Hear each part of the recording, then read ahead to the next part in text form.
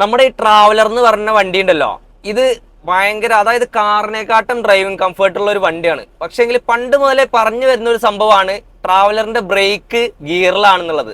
സംഭവം ഏറെക്കുറെ ശരിയാണ്, എന്നാൽ പോലും ചില കാര്യങ്ങളൊക്കെ അത്ര ശരിയല്ല.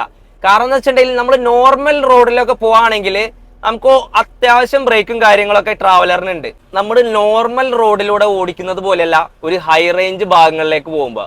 ഹൈ റേഞ്ച് സൈഡിലേക്കൊക്കെ പോയി കഴിയുമ്പോൾ നമ്മൾ എപ്പോഴും ബ്രേക്ക് കണ്ടിന്യൂസ് ആയിട്ട് ചവിട്ടി ഇറങ്ങുകയാണെങ്കിൽ ബ്രേക്ക് നഷ്ടപ്പെടാനുള്ള സാധ്യതകളുണ്ട്. അതിനായിട്ടുള്ള ഒരു ഓപ്ഷനാണ് നമ്മൾ സെക്കൻഡ് ഗിയറിലോ തേർഡ് ഗിയറിലോ അല്ലെങ്കിൽ ഫസ്റ്റ് ഗിയറിൽ ഇറങ്ങേണ്ട ഇറക്കങ്ങൾ ഫസ്റ്റ് ഗിയറിലോ ഇറങ്ങണം.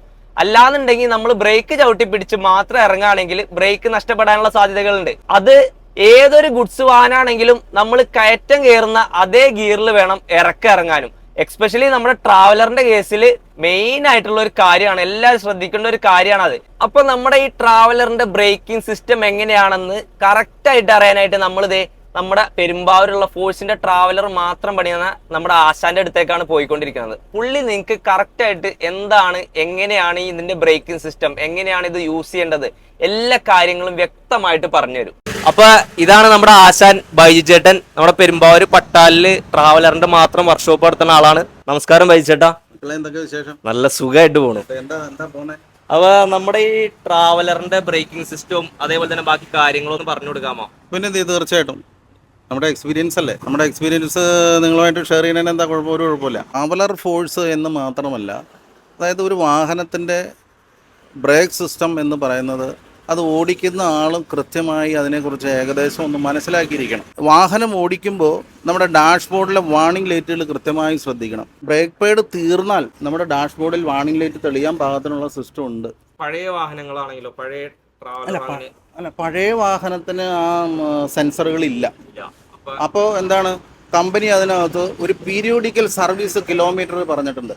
ആ പീരിയോഡിക്കൽ സർവീസിൽ കൃത്യമായി സർവീസ് ചെയ്യണം. ബ്രേക്ക് ചൂടാകുക എന്ന് പറയുന്നത് ഇതാണ് എന്ത് റോട്ടർ.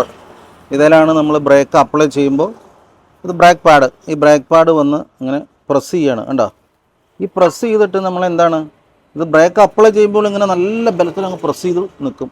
കാലിപ്പറിൻ്റെ പിസ്റ്റൺസൊക്കെ ജാം ഉണ്ട്, ടൈറ്റ് ഉണ്ട് എന്നുണ്ടെങ്കിൽ നമ്മൾ ബ്രേക്ക് അപ്ലൈ ചെയ്തതിന് ശേഷം കാല് റിലീസ് ചെയ്യുമ്പോൾ ഇത് റിലീസ് ചെയ്യില്ല. ഈ കുത്തനെയുള്ള ഇറക്കത്തിൽ ഈ ബ്രേക്ക് പാഡ് ചവിട്ടി പിടിച്ച് ഗിയർ ഡൗൺ ചെയ്യാതെ ഇറങ്ങുമ്പോഴാണ് വാഹനത്തിൻ്റെ വെയിറ്റും ഈ പാസഞ്ചേഴ്സിൻ്റെ വെയിറ്റും എല്ലാം കൂടി ഹൈ ഫോഴ്സിൽ ഇത് പ്രസ് ചെയ്ത് നമ്മൾ ബ്രേക്ക് അപ്ലൈ ചെയ്യുമ്പോൾ ഭയങ്കര ഹീറ്റാവും.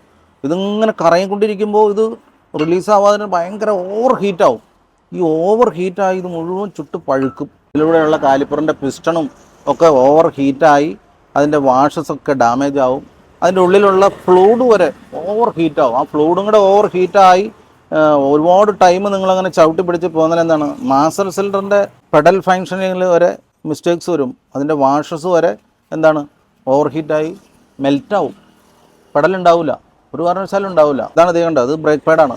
ഇതെല്ലാം വാഹനത്തിൻ്റെ പാഡിൻ്റെ ഡിസൈൻസിലൊക്കെ വ്യത്യാസം ഉണ്ടാവുമെന്ന് മാത്രമേ ഉള്ളൂ. ഇത് ABS സെൻസ് ചെയ്യുന്ന വീലാണ്. അതുകൊണ്ടോ ABS സെൻസർ എന്ന് പറയുന്നത് ഇവിടെ ഫിറ്റ് ചെയ്താണ്. കണ്ടോ, ഇതാണ് ABS സെൻസർ. ഈ സെൻസർ വീലിൻ്റെ കറക്കം ഇത് മുഖേന വീല് കറങ്ങുമ്പോൾ കൃത്യമായി ക്യാച്ച് ചെയ്യും. സ്പീഡ് വേരിയേഷൻ അനുസരിച്ചിട്ടാണ് ആൻറ്റി ലോക്ക് ബ്രേക്ക് സിസ്റ്റം അതാത് വാഹനത്തിൽ വർക്ക് ചെയ്യണത്. അപ്പോൾ അതുകൊണ്ടാണ് ഞാൻ പ്രത്യേകം പറയണത്, വാർണിംഗ് സിസ്റ്റം കൃത്യമായി നോക്കുക, പിന്നെ സർവീസ് കൃത്യമായി ചെയ്യുക.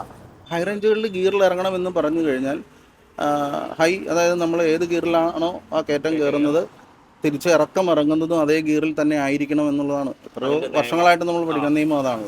ഇത് ബ്രേക്ക് പോകുന്നത് കാലിപ്പർ മാത്രമല്ല, ഇതിൻ്റെ ബ്രേക്കുമായിട്ട് റിലേറ്റഡ് ആണ് ഓൾട്ടർനേറ്ററിൻ്റെ ബാക്കിലാണ് അതിൻ്റെ വാക്വം പമ്പിരിക്കുന്നത്. അതുപോലെ തന്നെ ബൂസ്റ്റർ ഉണ്ട്, നമ്മുടെ പ്രഷർ ബൂസ്റ്റ് ചെയ്യാനായിട്ടുള്ളൊരു വാക്വം ബൂസ്റ്റർ ഉണ്ട്. അവിടെയും ഡാമേജ് വന്നാൽ വരാം. കാലിപ്പർ മാത്രമല്ല, പിന്നെ കാലിപ്പർ മാത്രമല്ല, അതായത് ചൂടായി ഇറങ്ങുമ്പോൾ 100% ബ്രേക്ക് പോകുന്നത് കാലിപ്പറായിരിക്കും. അപ്പോൾ നമ്മൾ വാഹനം ഉടമകളും വാഹനം ഓടിക്കുന്ന ഡ്രൈവേഴ്സും ഇപ്പോൾ വേണമെങ്കിൽ ഒരു ലോങ് ട്രിപ്പൊക്കെ വരുന്നതിന് മുമ്പ് വേണമെങ്കിൽ ഒന്ന് വർക്ക്ഷോപ്പുകളിൽ കൊടുത്ത് ചെക്ക് ചെയ്യുക കാലിപ്പർ ജാമുണ്ടോ. പിന്നെ അതിൻ്റെ ഒരു പീരിയോഡിക്കൽ സർവീസ് ചെയ്യുക. ഫോഴ്സിന് മാത്രമല്ല, ഏത് വണ്ടിക്കും അപകടങ്ങളൊക്കെ സംഭവിക്കാം. പക്ഷെ പരമാവധി നമ്മൾ ഇത് കുറയ്ക്കണമെങ്കിൽ ഇത് ആരാണോ യൂസ് ചെയ്യുന്നത് ആ ആള് നന്നായി പൂർണ്ണ ബോധവാനായിരിക്കണം. അപ്പൊ നമ്മൾ ഈ കാര്യത്തിലല്ല, നമ്മൾ എന്ത് ചെയ്യാൻ പോകുന്നുണ്ടെങ്കിലും നമ്മൾ അതിനകത്തൊരു ബോധവാനായിട്ട് ചെയ്താൽ അത് സക്സസ് ആവും. ബാക്കി നമ്മുടെ മാത്രമല്ല, നമ്മൾ വാഹനം ഓടിക്കുന്നവർ ആരായിക്കോട്ടെ, അവർ കൃത്യമായി ആ വാഹനത്തെക്കുറിച്ചും വാഹനത്തിൻ്റെ അത്യാവശ്യം സിസ്റ്റത്തെക്കുറിച്ചും അതിൻ്റെ ഡാഷ്ബോർഡിലൊക്കെ തെളിയുന്ന വാർണിംഗ് സിസ്റ്റത്തെക്കുറിച്ചൊക്കെ മനസ്സിലാക്കി കൃത്യമായിട്ട് മുമ്പോട്ട് പോവുകയാണെങ്കിൽ 100% ഉറപ്പാണ് അപകടങ്ങൾ ഒഴിവാക്കാം. ഒരു സംശയവും വേണ്ട അതിനകത്ത്. അപ്പൊ നമ്മുടെ ആശാൻ എല്ലാ കാര്യങ്ങളും വളരെ വ്യക്തമായിട്ട് പറഞ്ഞു തന്നിട്ടുണ്ട്. അപ്പൊ നിങ്ങൾക്ക് ഈ വീഡിയോ ഉപകാരപ്പെട്ടെന്നാണ് ഞാൻ വിചാരിക്കുന്നത്. അപ്പൊ ബാക്കിയുള്ളവരിലേക്കും കൂടി ഈ വീഡിയോ ഒന്ന് ഷെയർ ചെയ്ത് മാക്സിമം എത്തിക്കുക. അപ്പൊ അടുത്തൊരു വീഡിയോ ആയിട്ട് വീണ്ടും കാണാം.